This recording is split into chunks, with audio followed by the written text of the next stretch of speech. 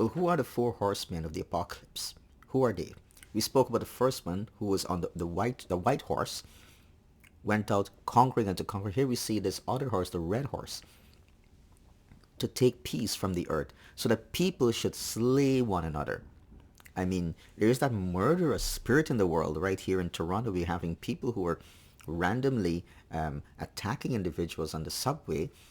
And all over the world, you've got people who are just out to kill, to maim, to murder, just to hurt others. People should slay one another, and he was given a great sword. Even like we often hear in the U.S. about all these mass shootings, all these mass killings. Why are people doing these things? People should slay one another, and he was given a great sword.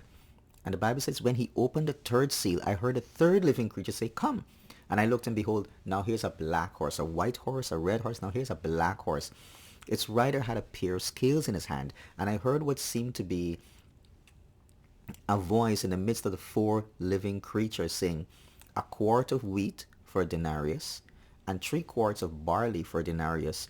Do not harm the oil and the wine." And this seems to be symbolic of speaking to some high prices for food, shortages of food, and so on.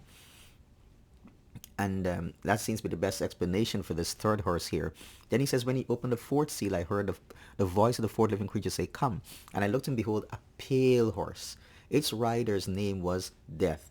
And Hades followed him. Now, who's this Hades?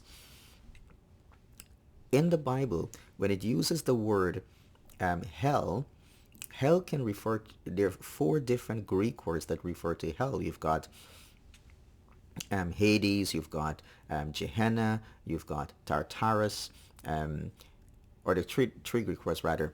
There's also Hebrew word Sheol, which is Hades. Now,